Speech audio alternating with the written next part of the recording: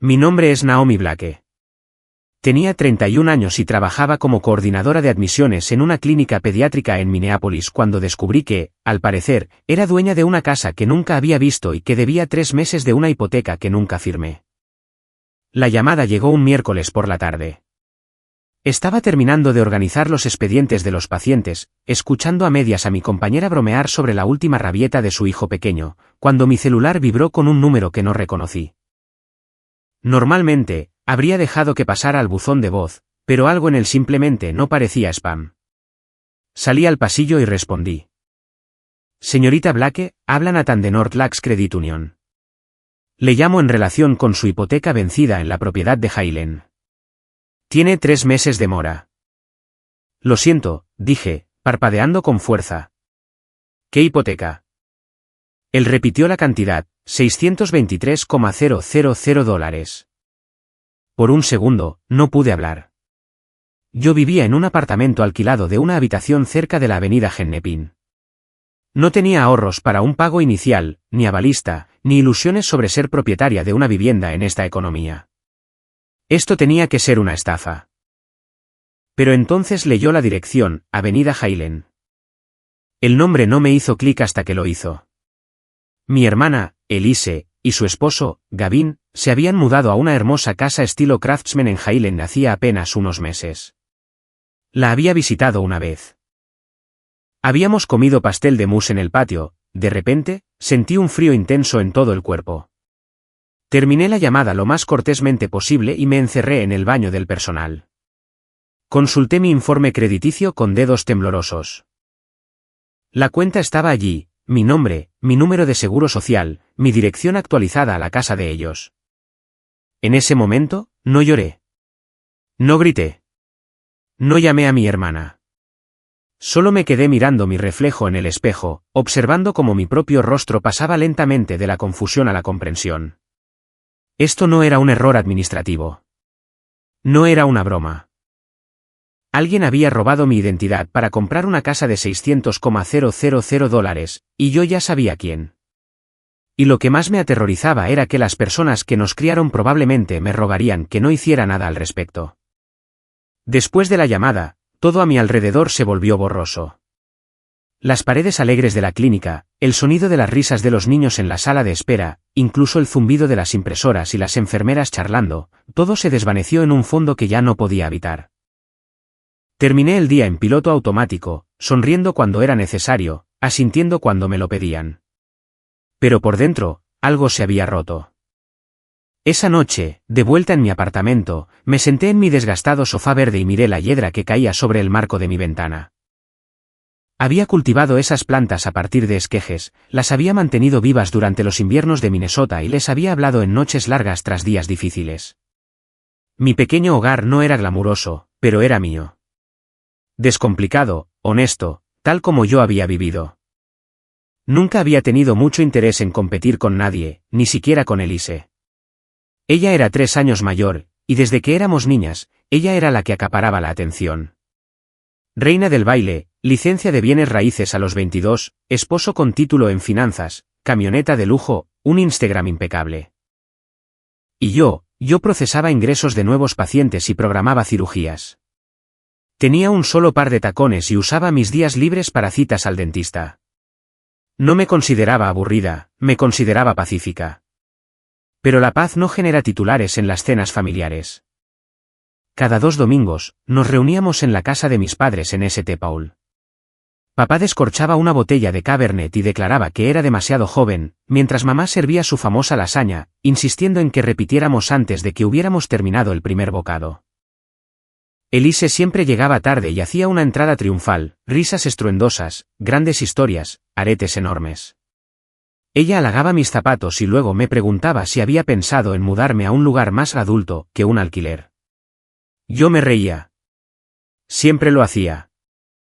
Era más fácil que explicar cómo había elegido la estabilidad por encima de las apariencias. No preguntaban mucho sobre mi vida.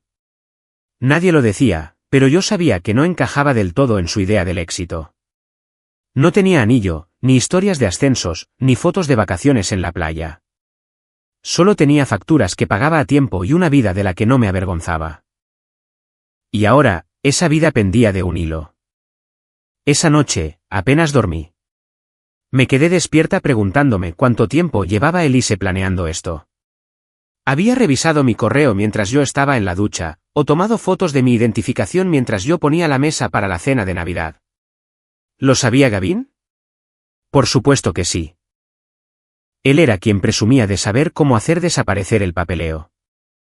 Se suponía que iría a cenar con ellos el siguiente fin de semana. Elise me había enviado un mensaje a principios de esa semana: yo llevo el postre. Espero que sigas dispuesta a cuidarnos las plantas el mes que viene. La audacia de aquello hizo que se me tensara la mandíbula. Vivían en una casa que tenía mi nombre en la escritura, y a mí ni siquiera me habían dejado elegir el papel tapiz.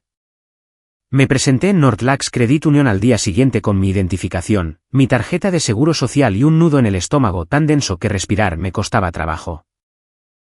El gerente de la sucursal, un hombre llamado Evan Carlson, me recibió en una sala de conferencias de paredes grises y una planta en maceta que parecía demasiado perfecta para ser real.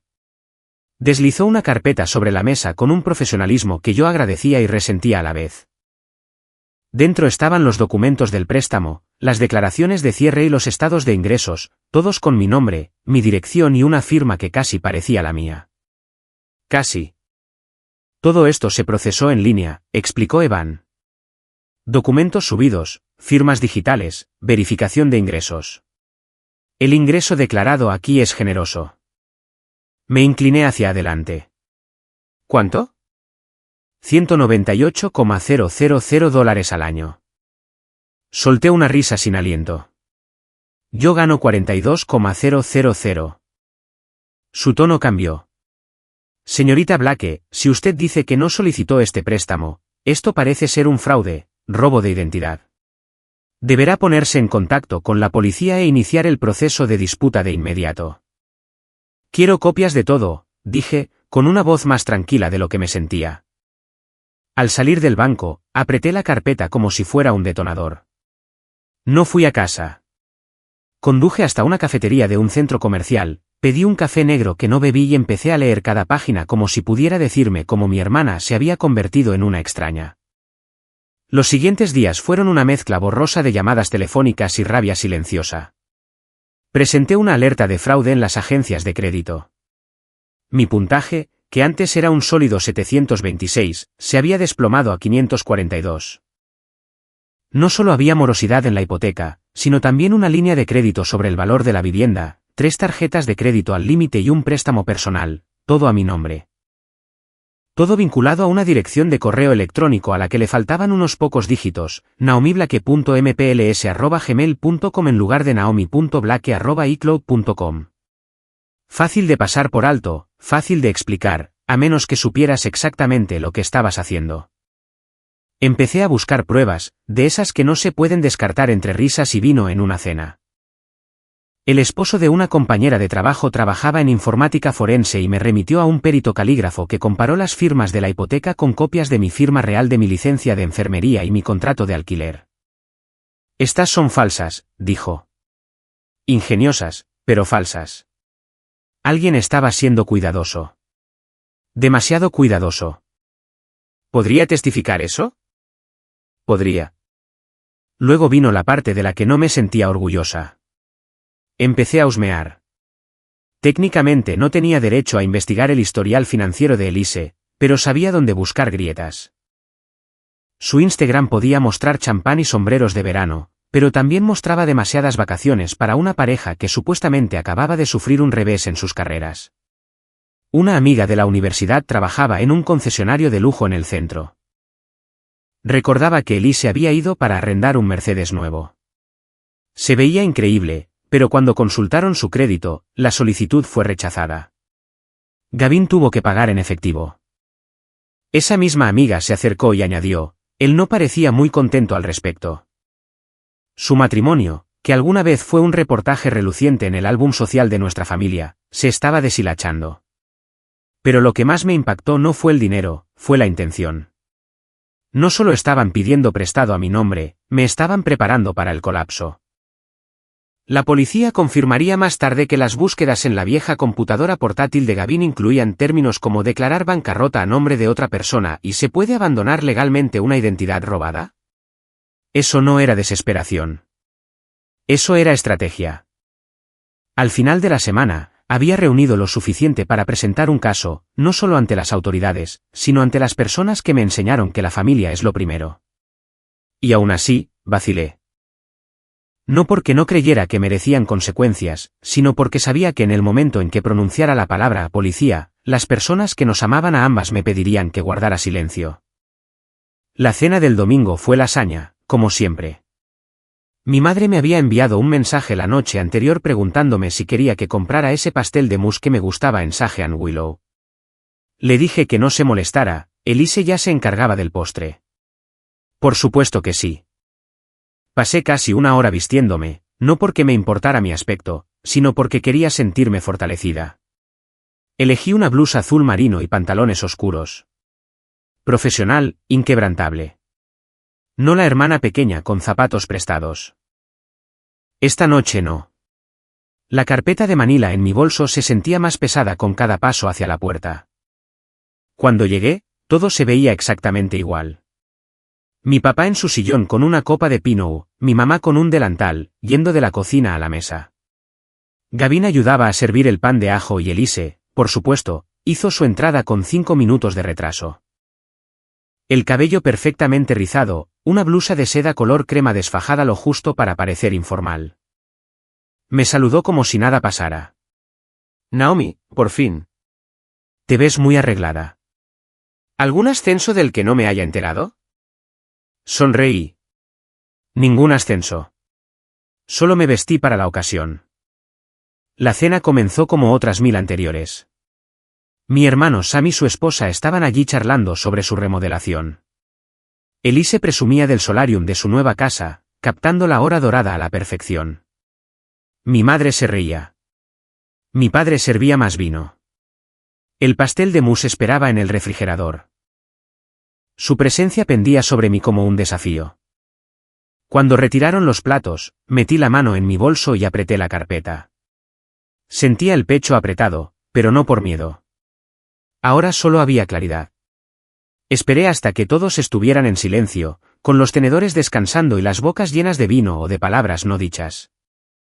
Hay algo de lo que necesito hablar con todos, dije. Hubo una pausa. Mi madre levantó la vista mientras rellenaba la copa de Sam. Claro, cariño. ¿Está todo bien? Elise se inclinó hacia adelante, sonriendo. ¿Es sobre citas? ¿Alguien consiguió finalmente que cancelaras tu rutina de riego de plantas de los viernes? La mesa soltó una risita suave. Puse la carpeta sobre la mesa. El silencio que siguió fue diferente, pesado, intencional. Esto es una denuncia policial, dije. La presenté hace 3 días. Mi padre se enderezó. ¿Policía? ¿Qué ha pasado? Miré directamente a Elise. Se trata de robo de identidad, fraude, la compra de una casa usando mi nombre, una hipoteca que no autoricé y documentos que no firmé. Su sonrisa flaqueó. Naomi, ¿de qué estás hablando? Hablo de la casa de la avenida Highland, dije. En la que estás viviendo. Mi madre dejó escapar un jadeo silencioso y confundido. Pero esa es su nueva casa, ¿no? Asentí. Lo es. Y según los papeles, resulta que también es mía. La hipoteca, las líneas de crédito, la deuda. Todo está a mi nombre. Elise se rió, un sonido agudo y quebradizo. Eso es ridículo. ¿Por qué iba yo? ¿Cómo podría siquiera hacer eso? Falsificación, declaraciones de ingresos falsas. Usando una dirección de correo electrónico con un carácter de diferencia a la mía, enviándolo todo desde la IP de tu antiguo condominio. ¿Necesitas más? Abrí la carpeta y deslicé los documentos hacia ellos. Gavin se levantó rápido, golpeando ligeramente su silla. No tenemos por qué hacer esto aquí. La voz de mi padre cortó la tensión, baja y desconocida. Siéntate, Gavin. El rostro de Elise se había vuelto pálido. Miró los papeles pero no los tocó. Se suponía que iba a ser temporal, dijo finalmente. Me robaste la identidad. No la estabas usando. Espetó ella. Vives en una caja de zapatos. Ganas menos de la mitad de lo que mereces. Solo necesitábamos tiempo. Hasta que el consultorio de Gavin se recuperara, añadí. No. No te atrevas a convertir esto en una especie de retorcida misión de rescate. Mentiste. Construiste una vida a expensas de la mía. Gavin exhaló, pellizcándose el puente de la nariz. Te dije que esto se nos volvería en contra. Tú le seguiste el juego, le dije. Yo no firmé los papeles, pero tú lo sabías. Usaste las tarjetas. Pagaste un Mercedes con crédito robado. Mi mamá se levantó, temblando. Elise, dime que esto no es cierto. Elise la miró como una niña atrapada en una mentira demasiado grande para negarla. Nos estábamos ahogando, dijo. Todos esperaban mucho de mí. La casa, la imagen, el estilo de vida. No podíamos seguir el ritmo. Mi padre también se levantó. Así que enterraste a tu hermana para mantenerte a flote. Hubo lágrimas entonces. El rímel de Elise se corrió un poco. No pensé que llegaría tan lejos. Pensé que lo arreglaríamos antes de que alguien se enterara. Planeabas declarar la bancarrota a mi nombre, dije en voz baja. Nunca ibas a arreglar nada. La habitación volvió a quedar en silencio. Finalmente, mi padre lo dijo, fuera, los dos. Papá. No, dijo él. Lidiaremos con las consecuencias, pero no lo harán bajo este techo. Elise empezó a decir algo, luego se detuvo. Gavin la tomó del brazo. Se fueron sin decir una palabra más. Mi madre se desplomó en su silla. Ya no sé quién es ella. No respondí, porque yo tampoco lo sabía. Las repercusiones llegaron rápido y fueron más ruidosas de lo que esperaba. Para el lunes por la mañana, las noticias locales ya habían recogido la historia, reconocida agente inmobiliaria y asesor financiero bajo investigación por robo de identidad. El artículo no mencionaba mi nombre, pero figuraba la dirección, y cualquiera que se hubiera sentado alguna vez a nuestra mesa podía atar cabos. Los mensajes llovieron. Un primo con el que no hablaba en 3 años escribió, ¿es verdad? Una antigua compañera de mi primer trabajo comentó en una publicación simplemente, maldición. Desactivé las notificaciones y dejé el teléfono en un cajón. Mis padres, por otro lado, no se retiraron tan fácilmente. Mamá llamó ese miércoles, con la voz debilitada por el agotamiento. Tu padre no quiere ir a su grupo de golf, dijo. Dice que no puede darles la cara. Siento oír eso, dije con calma. Sigue siendo tu hermana, Naomi. Me quedé callada. Cometió un error, uno terrible. Pero debe haber una manera de manejar esto. Discretamente. Ahí estaba. La palabra que todos seguían evitando, discretamente. No era la primera vez que me pedían que me callara por el bien de la paz. Al crecer, cuando Elise hacía berrinches o falseaba la verdad, me decían que fuera la más madura. Lo hice, una y otra vez, hasta que ese camino se convirtió en un precipicio. Ella no cometió un error, mamá, dije. Tomó una serie de decisiones deliberadas. Tuvo todas las oportunidades para detenerse. Mi madre suspiró. Podría ir a prisión. Lo sé. ¿Y los niños? Me estremecí. Harper y Reed, de 5 y 7 años, brillantes, divertidos, inocentes. Ellos no pidieron nada de esto. Piensa en ellos, dijo ella suavemente. ¿Quieres que crezcan visitando a su madre a través de un cristal? Fue la primera vez que vacilé. No quería venganza, quería restauración, de mi crédito, de mi nombre, de mi vida. ¿Pero valía la justicia el daño colateral? No tuve una respuesta hasta que Stephanie se presentó sin avisar con 2 cafés helados y una mirada que decía que no se creía mi silencio. Están intentando culparte, dijo ella. No dejes que lo hagan. Tienen miedo. ¿Y los niños?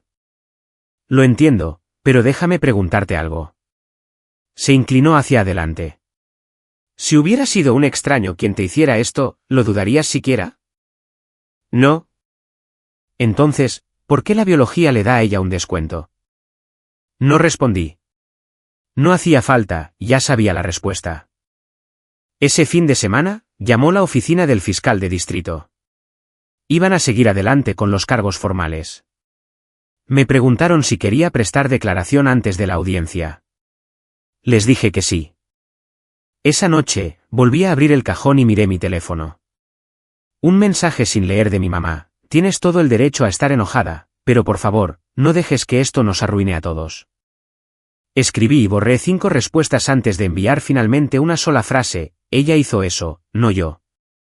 9 meses después de que mi nombre fuera usado para construir el sueño de otra persona, firmé un documento hipotecario. Mi nombre, mi elección, mis condiciones. Sin ingresos falsificados, sin direcciones de correo fantasma, sin mentiras, solo yo, un bolígrafo y una verdad que me había ganado a pulso.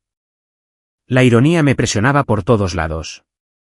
Mi hermana había secuestrado mi identidad para comprar una vida que no podía pagar. Y ahora yo estaba haciendo lo mismo que ella decía que yo no aspiraba lo suficiente a lograr. Compré una modesta casa de 2 habitaciones en Bloomington.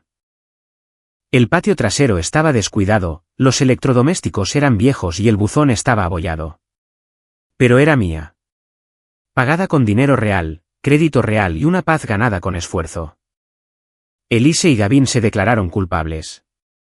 18 meses en una prisión federal para ella, 12 para él. Su vida perfecta de redes sociales se derrumbó bajo el peso de los registros judiciales y la cobertura de prensa. No asistí a la sentencia. No tenía interés en presenciar las secuelas. Estaba demasiado ocupada reconstruyendo lo que ellos intentaron desmantelar. Cuando me mudé, Stephanie trajo champán y un tapete de bienvenida que decía: hoy no, ladrones de identidad. Mis padres vinieron por separado. Mi madre trajo lasaña en una fuente que yo reconocía desde mi infancia.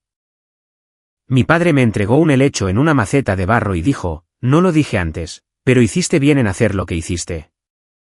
No fue una disculpa, pero fue algo.